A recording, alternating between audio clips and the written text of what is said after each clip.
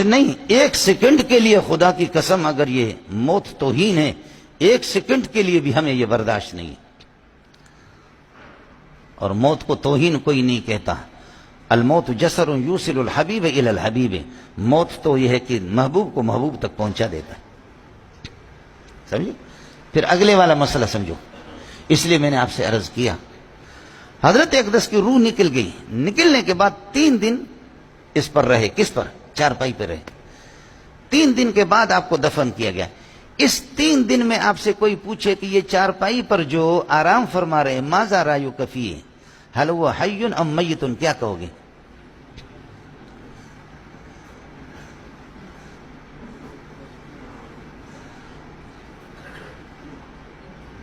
بیٹا تم بول بھی نہیں سکو گے، خیال کر لینا، جہاں بھی یہ 2 شکیں ہیں، تیسری شک تو ہے ہی نہیں، جس پر بھی قدم رکھو گے فوراً غرق ہو جاؤ گے۔ یہ چارپائی پہ جو رکھا ہوا 2 دن 3 دن تک، حل ہوا حی ام میت، اس لیے اللہ کے لیے حضرت اقدس مولانا محمد منظور نعمانی رحمۃ اللہ علیہ نے فرمایا کہ میں گیا، جب یہ مسئلہ چھڑ گیا تو الفرقان میں 30-35 سال پہلے اس نے مضمون لکھا، فرمایا اللہ کی قسم دونوں علماء اگر ٹھنڈے دماغ سے بیٹھ جائیں تو کوئی جھگڑا نہیں ہے، لیکن پاکستان ہے دارالجھگڑا۔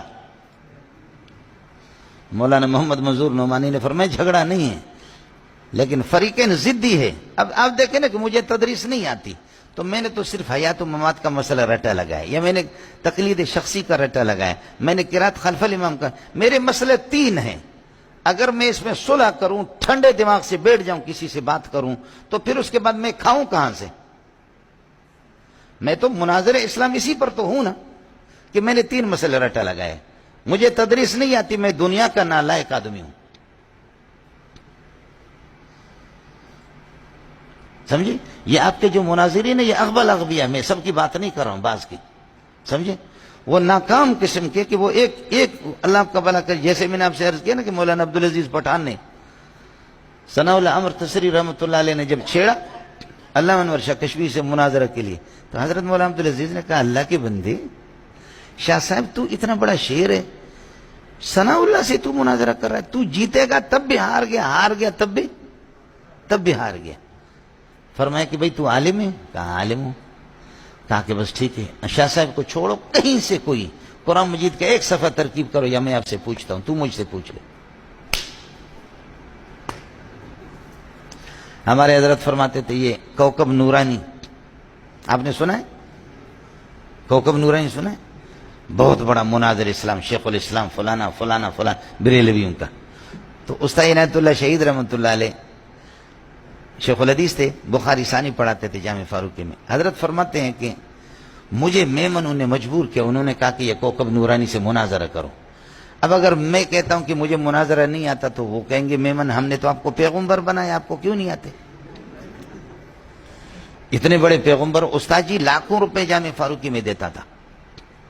اب اگر کہوں نہیں آتی تو مجھے تو کہیں گے کس چیز کا عالم ہے، اور اگر کہوں آتا ہے تو کیا کروں، کس طرح کروں؟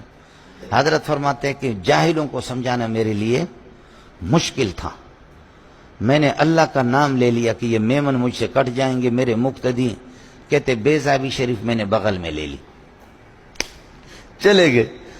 علامہ کوكب نورانی کسی جگہ تھا، وہی میمنوں کے یہاں ٹھہرے ہوئے تھے، تو فرمایا ملاقات ہو گئی۔ میں نے کہا بھئی یہ مجبور کر رہے مناظرے کے لیے، آپ بڑے مناظر اسلام ہیں، لیکن مجھے شک ہے کہ آپ عالم بھی ہیں۔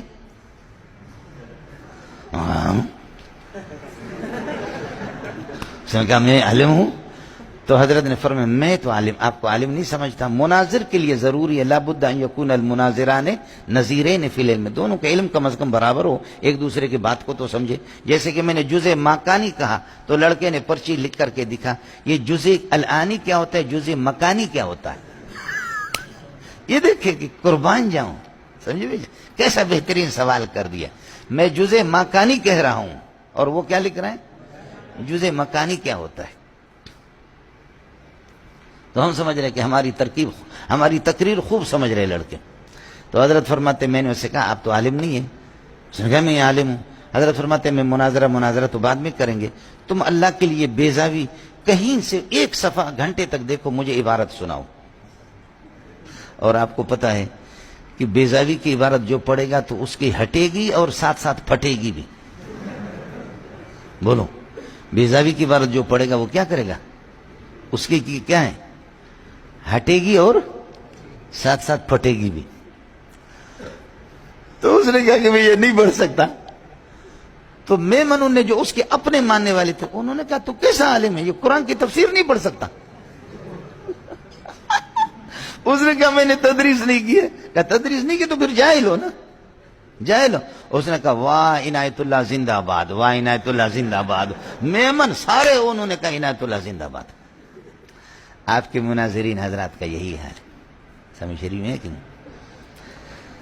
آپ کے مناظر حالوں کا یہی ہے مولوی صاحب. وہ اگر تقلید شخصی, قرات خلف الامام, آمین بالجہر, رفع یدین, ان چیزوں کو چھوڑ کر کے اس کو متکلم اسلام کون کہے گا؟ اس کو شیخ الاسلام کون کہے گا؟ وہ کھائے گا کہاں سے؟ وہ تدریس کی تو نحمیر کی صلاحیت بھی ان لوگوں میں نہیں ہے, تو پھر وہ کیا کریں گے؟